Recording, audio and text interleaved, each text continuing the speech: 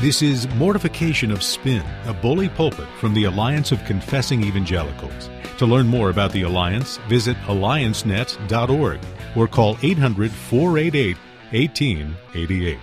After the podcast, listen for details on how you can receive a free resource. Is everybody ready? Are we going to do this podcast or what? Are we ready? People with daughters, go for it.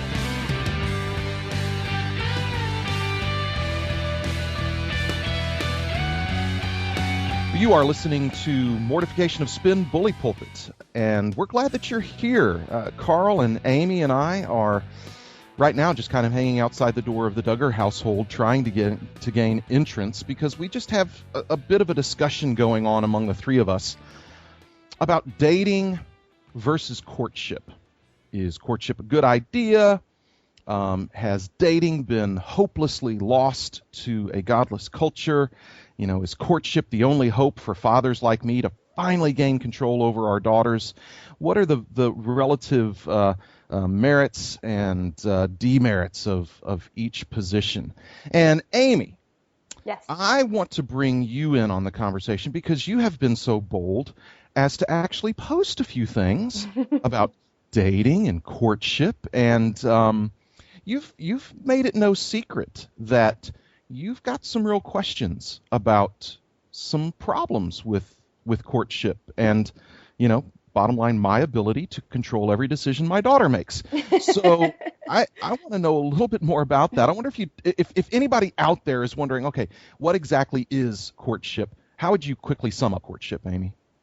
Well, as far as what I know about courtship, it's, the daughter is under her father's leadership in the area of romantic relationships, and she's to remain in the home until she's married. And in order to go out with a gentleman suitor, he needs to ask permission of the father to court her. And so courtship is this category of I'm pursuing you for marriage. Right. Yeah, because in courtship, there's not a category for saying, you know what, I ought to take this person out for a while, get to know him, get to know her, and to see maybe if this is a young lady I could possibly at some point think about in those terms. Courtship kind of flattens that and says you take out that part of the process and go from, hey, she's attractive, here's the engagement ring. I mean, that's right. A little bit of a caricature, but you go from, this seems to be an interesting person, she's a Christian, I need to go ask her father if I can marry her, basically. Mm-hmm. And there's some valuable elements to courtship, and I think that's why it's been so attractive. I mean, as a father of a daughter, Todd, I think there's some tempting things about this, and I think it's good for guys to be in a relationship with the girl's father in some way or another. I still firmly believe in asking a father, for his daughter's hand in marriage, and I don't think that we should treat women casually. Right. And I think that this is a backlash in some ways against the hookup culture that we find ourselves in now, which we, take very seriously. So there's some good elements to it. And I think that a lot of singles wanted to ask the question, well, how do you pursue godly relationships and godly dating? Mm-hmm. And this probably really kind of kicked off as a more popular phenomenon back when Josh Harris wrote his first book, I Kissed Dating Goodbye. That kind of helped kind of more popularize. And again, like you said, there's some good questions being raised by advocates of courtship because among Christians, so much ground has been lost in the area of dating. And so questions needed to be asked. Some things needed to be changed. I think what you raise in some of the things that you've posted are some important questions of, is this kind of formal courtship, as it's being described by its most ardent advocates, is that the answer? Right. And you would suggest no. I think I agree with you on that. Carl is in England, and doesn't really care because he just has sons. Yes, indeed. Yeah, I don't have any wisdom for you parents of daughters, other than you might want to keep them away from my sons for various reasons. It sounds to me as if one of the problems with this is that it, as I think you said, it flattens things, Todd.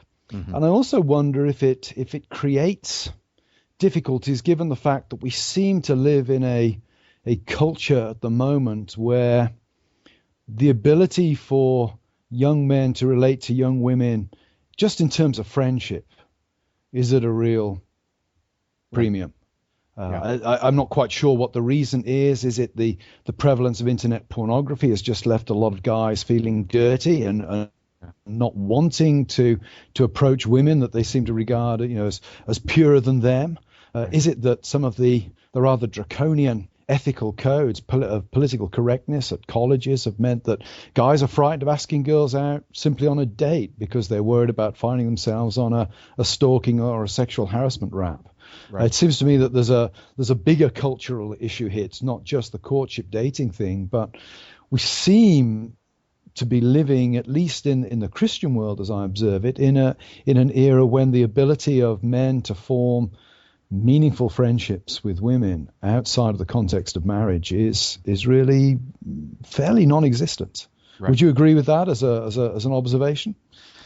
Yeah, I do agree with that. One of the points, Amy, that you make in one of your posts is this issue that one of the problems with dating that courtship was responding to, I think, either directly or indirectly, is that dating went from an activity to a category.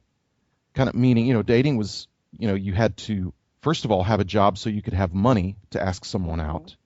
Then you had to plan a date and be charming enough to go and make eye contact with a young lady and say, "I'd like to take you out to do something." You had to, bit. Yeah, and then plan that and actually have a personality to engage this person in conversation and provide an enjoyable kind of list of activities for the evening. And then you take her home. And now it's just moved into the hookup culture, has a lot to do with it. I think, Carl, something you just said about the prevalence of pornography, I can't help but believe that has a lot to do with the lack of young men's now, their ability to engage in a respectful and charming and way with a young lady. One of the things I've noticed among teenage guys is an inability to make decent eye contact with a young lady.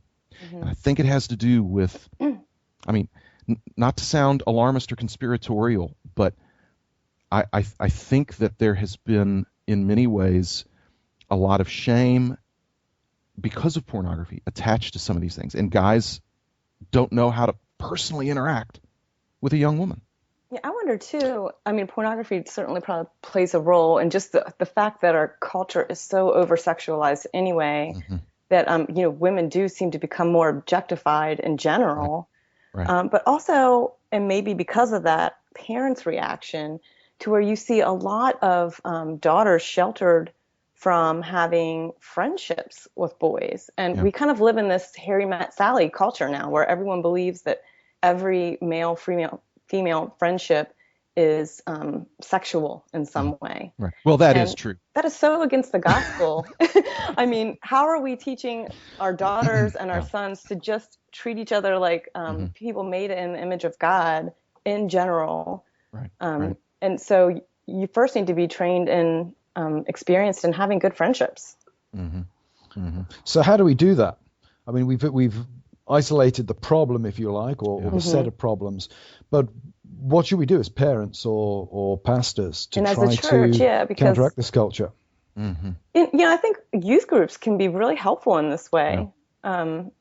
I look at my daughter's youth group that they're in, and they have some great friendships in there. And when they go to school, I think they have some pretty good friendships there too. Mm-hmm. And so as a parent, there's one sense where you have to train them and you have to set boundaries and give them these strong foundations, biblical foundations. Then there's this other sense where you have to give them a little bit of freedom too. I was just reading that, speaking of the Duggars, that open letter to the Duggar defenders, and it's written by an atheist. But she makes such a good point that, this keeping your daughter in the home and not allowing her to talk to other boys, or just go to the mall with her friends without being supervised all the time, as a 19-year-old. Mm-hmm. She said it feels like being 30 and 5 while in the body of a 15-year-old. Right.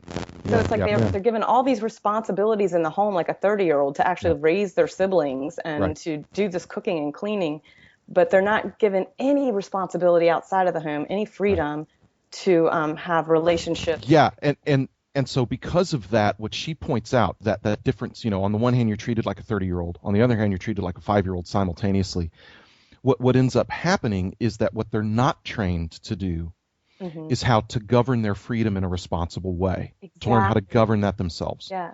And don't you think as parents we have this job to kind of help prepare them for the world and coach them while they're here? Exactly. And inevitably, somebody's going to hear what we just said and said, oh, so you think a 6-year-old ought to be sent out there with it? No, we don't. We don't think a 13-year-old should be sent out there with that. We don't think a 17-year-old should be given no supervision.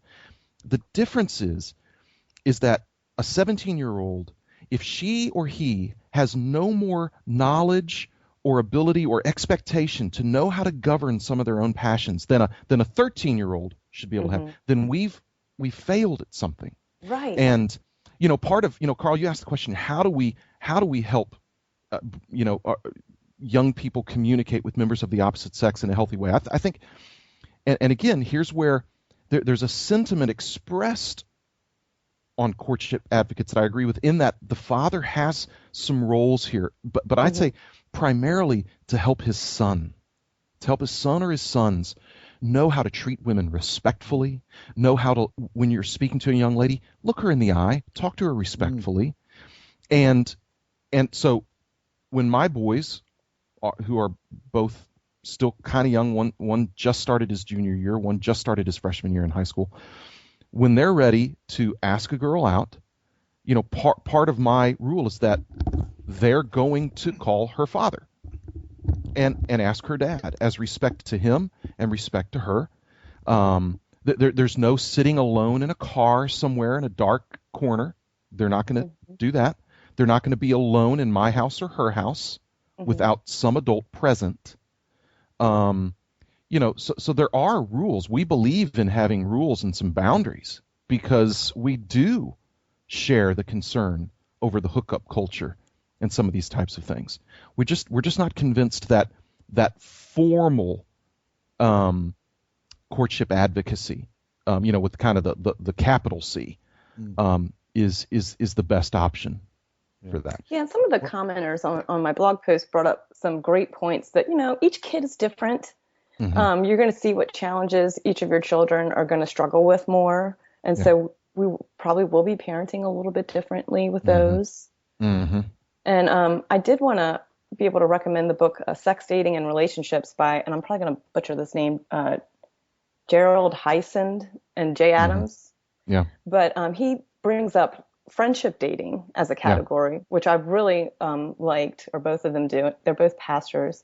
And they also bring up 1 Timothy 5:2, treat older women as mothers and younger women as sisters in all purity. This is what Paul's telling Timothy. And I think to answer Carl's question, that's a way that, a pastor is being told to treat women in the church in purity. Like, so when you're dating, if he's teaching this from the pulpit too, when you're dating, how far is too far to go with your sister? Right. That's the question they ask. Yeah. And if you want to creep your son out, that's a great way. I mean, ask him that right before he leaves for the date, and you should be safe. It's kind of a leveling question right there. Exactly. Say, well, have a good time with your sister, and just let that, text him every once in a while during the date. How's your sister doing? And dads, you should be fine there. Any closing comments? It's been. I feel like I talked. I think we just made our skin crawl. You guys the floor. Yeah, it's been great listening to the two people with daughters revealing their deepest and innermost insecurities and fears on the program. Again in 20 years. As usual, my advice to listeners is just have sons. It is a whole lot simpler. You only have 1, 2, or 3 of them to worry about, not the entire population of 50% of the rest of the world. Until you join us again next time on Bully Pulpit, it's goodbye from us. Bye-bye. This has been Mortification of Spin. a podcast of the Alliance of Confessing Evangelicals. Alliance ministries include Reformation21.org and events held from Florida to Sacramento. To learn more about the Alliance, visit alliancenet.org or call 800-488-1888. Please listen again, and don't forget your free resource.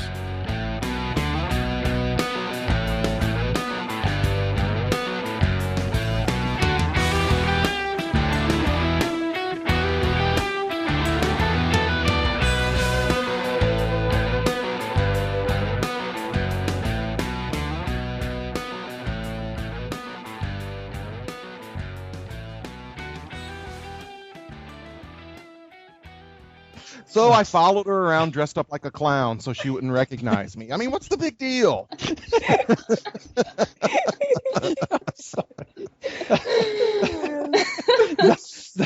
That's got to be used at the end.